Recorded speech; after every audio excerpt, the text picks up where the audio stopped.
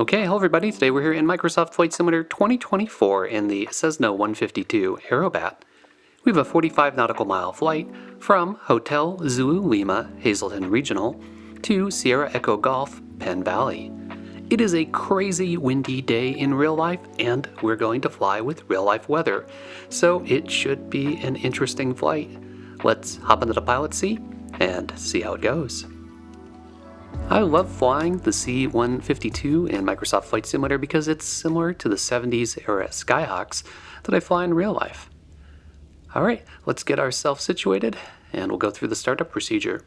So we'll check the parking brake is on, we'll pull that on, all of our switches are off, our throttle and mixture are to idle and cut off, our trim will set to takeoff, check that our circuit breakers are all in, head down to the fuel cutoff valve, we'll turn that on and off, make sure that's on.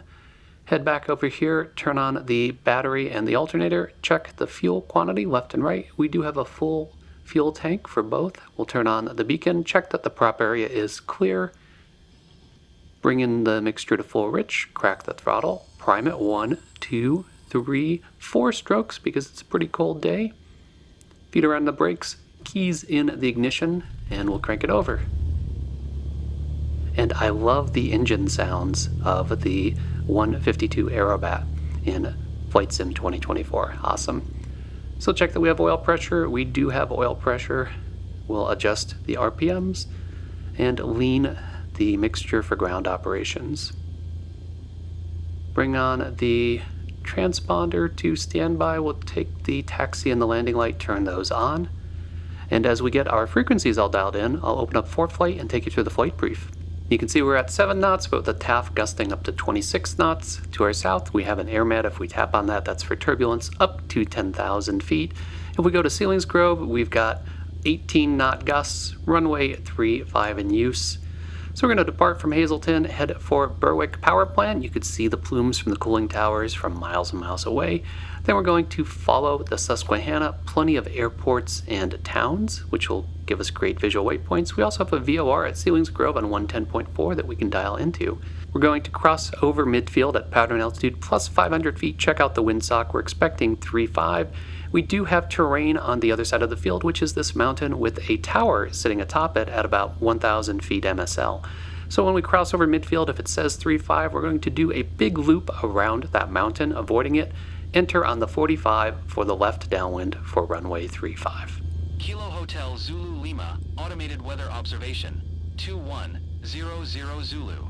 Wind, tree 12 at 6. Visibility, 10.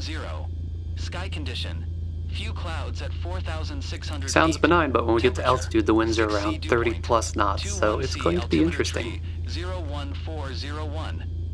Hazleton traffic, Cessna 59247, taxi from the ramp to runway 28, Hazleton. So we're really surrounded by objects, which we're going to ignore as we work our way out of here. In real life, you'd have to just push yourself back before starting up the aircraft. You may have noticed from the intro screenshots that this is a customized airport. I made this. This is my newest custom airport, complete with a blender model for the FBO here on our left that you can see. Total relayout of the airport, updated aprons, taxiways, the whole 9 yards. And after spending about 12 hours and exporting it first, fortunately, to my community folder, I went back in to make a little adjustment, and guess what? The Microsoft SDK ate it. It just totally deleted the file. So I was so upset.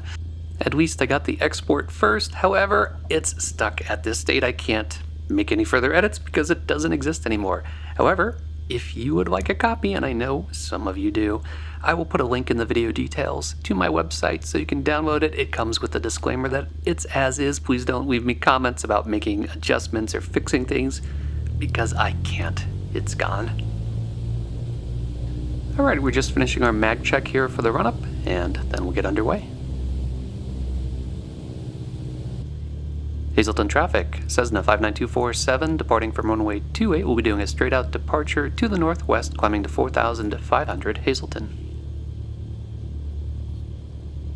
Alright, stop for a second, let's just make sure everything's clear here. Clear on my left, clear on my right, and we're good. And today I'll be playing live ATC from actual KAVP ATC in the background from liveatc.net, although because it's really windy, no other sane person is flying, so it's going to be pretty quiet. So I think you'll probably have more of a musical montage than a listen to ATC along the way. But it'll be cool, it'll be very zen-like. Alright, this is one place where having a full setup for your sim would make life a lot easier. I don't have a full setup, I just have a joystick that has a twist axis on it. And it's really hard to do crosswind takeoffs and landings where you need to independently apply rudder inputs totally separate from what you're doing with the yoke. So trying to do that just with a single joystick is kind of like walking and chewing gum at the same time. So even though it's only 6 knots, you could see we really got pushed off centerline here for the runway, and I'm struggling to get us back on centerline. Keep in mind the 6 knots is at the ground, and as we go up, there's going to be a gradient where the wind's really going to pick up. Alright, we've been climbing straight out, getting some distance from the field. We're now at about pattern altitude, or about 1,000 feet above field elevation, and I'm feeling comfortable to make our first turn. So we're going to turn right to heading 309 and look for our first visual waypoint, which, there it is. It's the 2 steam plumes from the nuclear cooling towers. I can see those all the way from my home field, so that is a great VFR waypoint that you can just put on the nose, or in this case, to the left of the nose, because I want to fly right of them, and navigate by. I've been flying with Active Sky a lot recently to pull historical weather, but I have to admit nothing beats the live weather feature of default Microsoft Flight Simulator 2024. 1320 gun 22. Interstate 80, Interstate 81, and Route 11 are major roads in this area that you can look for intersections or follow to get to your next waypoint. We reached our cruise altitude of 4,500, so we can turn off our taxi and our landing light and head up to the RPMs to lean the mixture for cruise. We're just crossing the Susquehanna. It's a great visual reference because it takes us right to Penn Valley, so you could just follow the river to get to where we're going. Off to our right here is the Berwick Power Plant. You can't miss it, and Berwick itself as a VFR reporting point.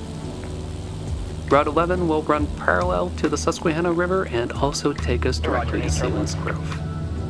No turbulence, just gaining. We're just passing N13 below us, Bloomsburg, which I would have loved to land at someday, although it does have some challenging terrain.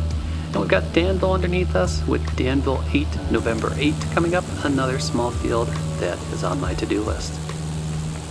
I can tell we're getting close to our destination because the Susquehanna splits into a west branch up ahead, and we've got Sunbury. So we're going to start our descent. We'll put the taxi and landing light back on. We'll pull RPMs down to 1500 and pull car beat out since we're outside of the green arc for descent. New York Center 124.62 to 462. We're switched over to CTAF for Penn Valley at this point, and we'd be listening on the radio for pilots announcing which runway they're landing on, and that would let us know which one's in use. If we don't have that, like today on a windy day with nobody up in the air but me, then we're going to need to cross over midfield at pattern altitude plus 500 feet to check out the windsock and then determine which runway we want to use based on what we see. So we've got Route 11 just underneath us, and off to my right is the windsock, and sure enough it is almost a direct crosswind that slightly favors runway 35. So remember, we've got a mountain off to our right here, so we're going to need to do a big 360 around the mountain. In the middle of the mountain at its highest point is a tower that comes all the way up to a little over 1,000 feet MSL, and there it is. This is interesting. As part of your private pilot check ride, you have to do something called turns around a point, where you fly 360 degrees around a reference point, and we're pretty much doing that right here to get ourselves on to the left downwind. Alright, we're rolling out here on to the left downwind. It's a bit tight between the mountain and the downwind, which is pretty typical here for Pennsylvania. There's always terrain in the pattern, and I can feel myself getting really pushed all over the place. It's definitely windier than the TAF showed that it would be when we looked at it. I can tell from how much we are getting kicked all over the place that we are in for a spicy landing, which will be a lot of fun and interesting. So here we are, and as I pull out power, really sinking, so I'm going to put the power back in. And now I'm fighting the winds blowing me off to the left here, fighting to get to the right on center line, trying to put in the rudder to line up the nose so that I'm not crooked. Trying to hold it here in ground effect. We ballooned back up just a little bit and keep that nose up, and we're down. Phew, had a fight for that one. That's another example that would have been way easier with pedals and an actual yoke. Alright, I'll taxi over to Penn Valley. And as you know, Penn Valley, I also made this one is fully baked and didn't get deleted by the SDK, so you can get it on flightsim.to for free just by following the link in the video details. And check out my shadow here moving across the hangar. That's pretty cool. So I'd like to park in front of the FBO. There's a bunch of parking spots out front. We'll look for one of the T marks that's empty. And it looks like we've got one right up here, so let's turn into that. Let's pull up for flight and see what the actual winds were for that landing. And 7 gusting 17. Yeah, that felt like about 17 for the gusts. Alright, we'll get shut down and do the debrief.